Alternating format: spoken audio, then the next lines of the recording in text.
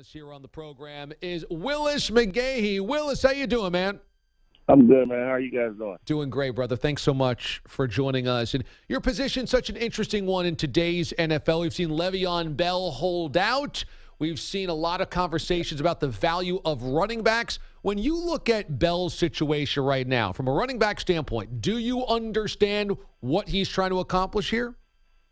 Oh, yeah, I very much understand what he's trying to accomplish. You have to look at, okay, what all he has done for the Pittsburgh Steelers. Le'Veon Bell is one of the greatest running backs in the NFL today, if not one of them, the top two, basically. And then you turn around, you see Todd Gurley. He's a great running back. He just got paid all that money. Le'Veon Bell has put up his stats day in and day out. Paid the man his money. It gets frustrating. You've been tagged. This is the second time being tagged in the franchise. The franchise tag, this is the second time, right? Yep. I mean, just pay the man. That's all the man wants is to get paid. They got it. You paid Antonio Brown. You paid Ben. You paid, who else is over there? Hayward. Pay the man. That's all you got to do. Simple as that. You know he's going to put the work in.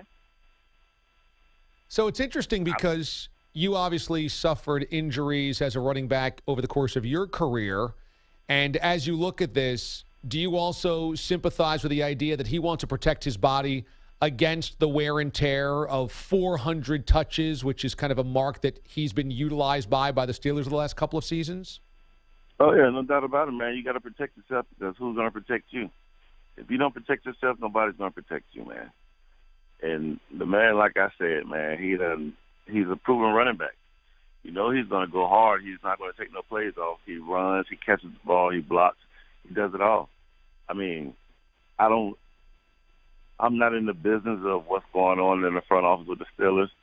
But at the end of the day, I'm on the outside, I'm just looking in. But as a running back, I know this man is going to put 100% into the ground game, into his blocking game, into his catching game. That's what he does.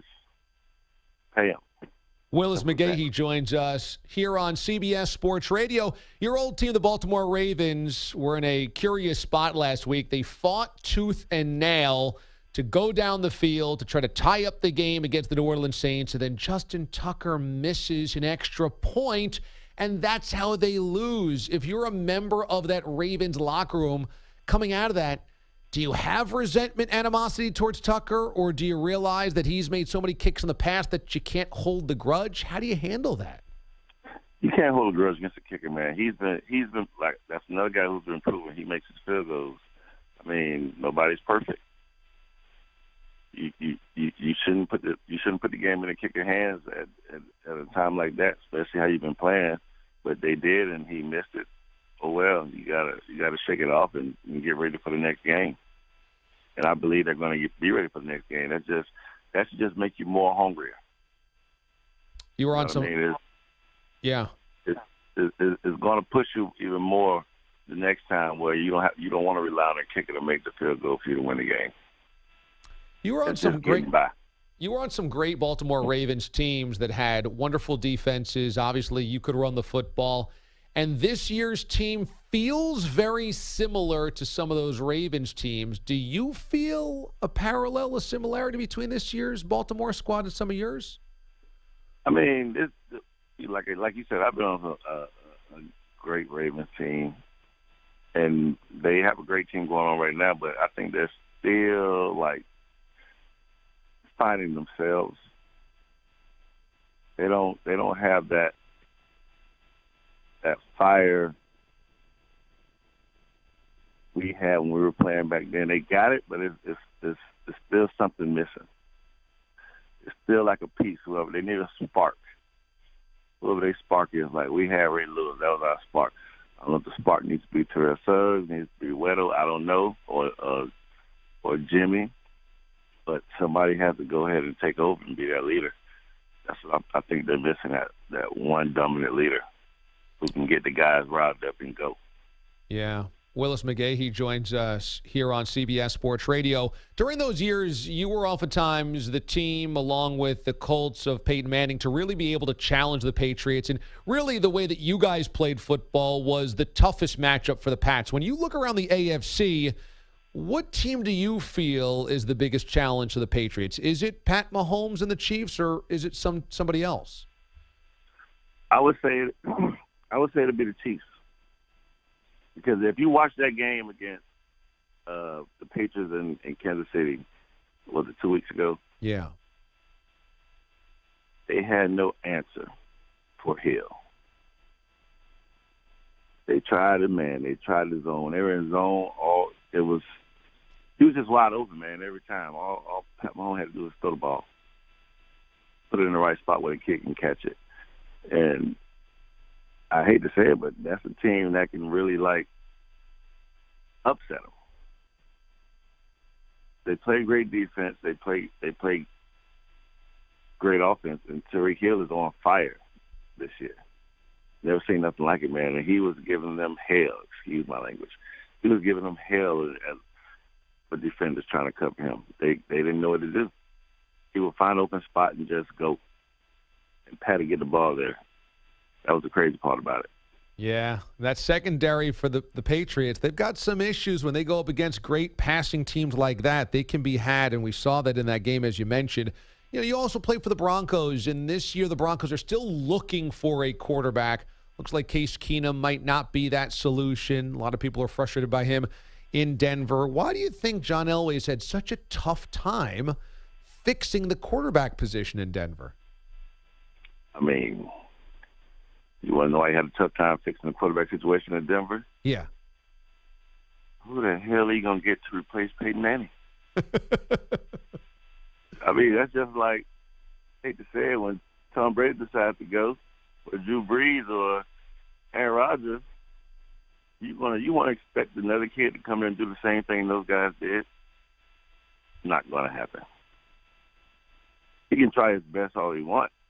I mean, still not going to happen. Peyton Manning was the smartest quarterback I ever played with on the football field, man.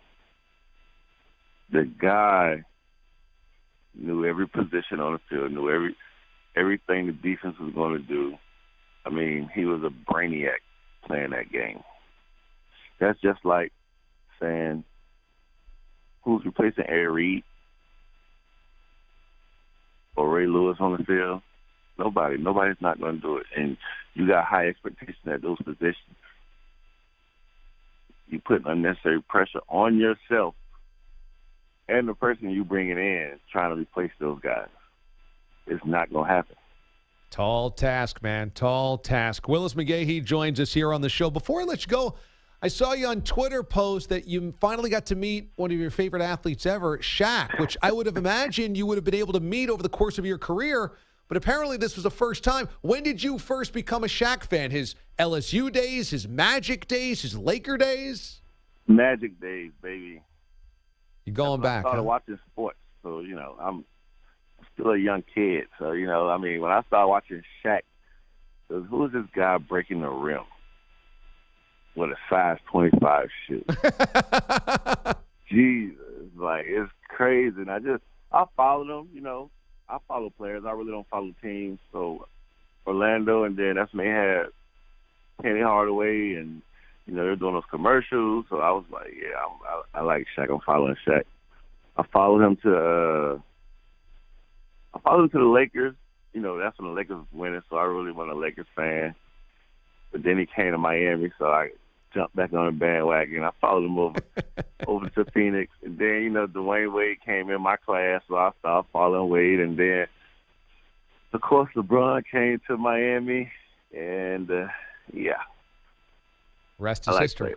Rest is So, Shaq, don't fake the funk of the nasty dunk. Willis McGahee knows all about that and those old school awesome Magic teams with Penny and Dennis Scott and all those guys were fantastic. You can follow Willis on Twitter at Willis McGahee. On Twitter, he's a fantastic follow. He joins us here on the show as a two-time Pro Bowler, comeback player of the year, national champion with the Hurricanes. Willis, this was a lot of fun, man. I appreciate you taking time out for us.